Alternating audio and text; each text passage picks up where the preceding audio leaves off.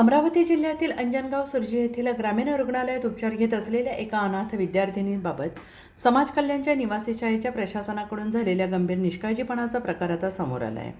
कुमारी समीक्षा रवींद्र इंगळे राहणारी विश्रोळी येथील इयत्ता 7वीची विद्यार्थिनी असून ती अनुसूचित जाती आणि नवबौद्ध मुलींच्या शासकीय निवासी शाळा पांढरी खानमपूर तालुका अंजनगाव सुर्जी येथे शिक्षण घेते आहे। पोटदुखीच्या त्रासामुळे संबंधित विद्यार्थिनीला ग्रामीण रुग्णालयात दाखल करण्यात आले, मात्र उपचार सुरू असताना शाळेच्या मुख्याध्यापिका किंवा अधीक्षकेने एकदाही रुग्णालयात भेट दिली नाही। चौकीदारांनी तिला रुग्णालयात दाखल केल्यानंतर शाळा प्रशासनाने पुढील जबाबदारीकडे पूर्णपणे दुर्लक्ष केल्याचे चित्र दिसून येते। दरम्यान विद्यार्थिनीची प्रकृती अधिकच खालावली असून तिला रक्ताच्या उलट्याही झाल्या आहेत, त्यामुळे ती मानसिकदृष्ट्या घाबरलेली आहे। घटनेची माहिती मिळताच कार्यकर्ते तथा भुई संघटनेचे अध्यक्ष अशोक मोरे यांनी तातडीनं रुग्णालयात धाव घेतली।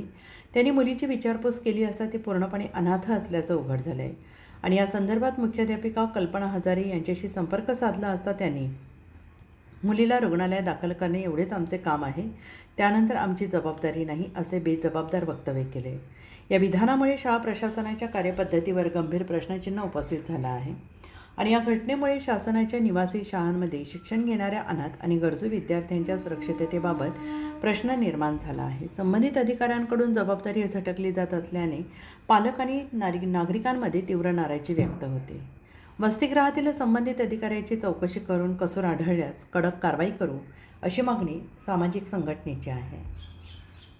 मी दवाखान्याच्या आतमध्ये एक सामाजिक कार्यकर्ता म्हणून अशोक मोरे म्हणून एक शहानिशा करताना एक समाज कल्याणची विद्यार्थी या दवाखान्यांनी 2 ते 3 दिवसापासून भरती असताना तिच्याजवळ कोणताही शिक्षक समाज कल्याणचा आढळला नाही आणि त्यांचे एक नातेवाईक शांताबाई शिरसाट यांनी 2 दिवसापासून वेळातला वेळ देऊन त्या मुलीला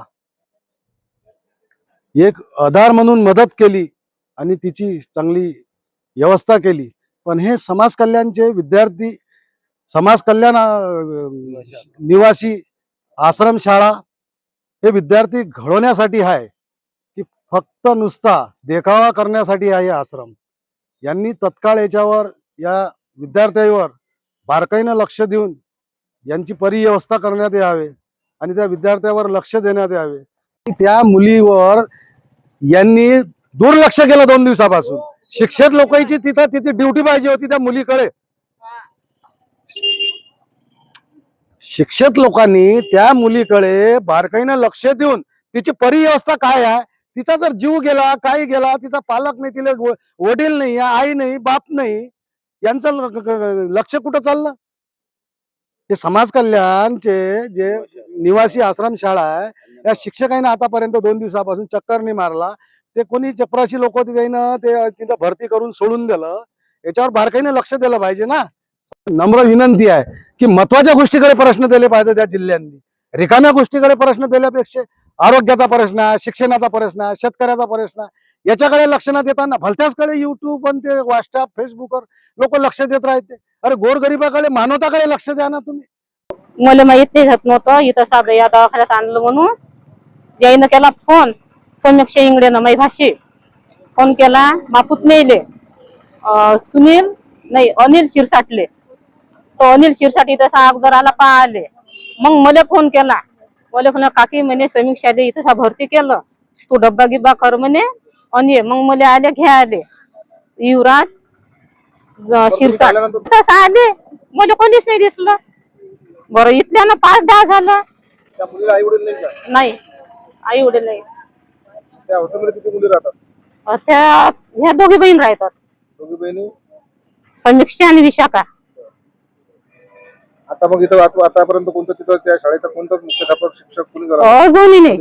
हा अजूनही नाही। त्या बोरीला रक्ताच्या उलट्या झाल्या। आज मी आता हो तुम्ही टाइम काढून मी तिच्याला करून राहिली। बिमार पडले का मला हे दिसत नाहीत मला कोणी। असं बिमार पडले तर मला सलाईन लागले, मी बिमार पडले।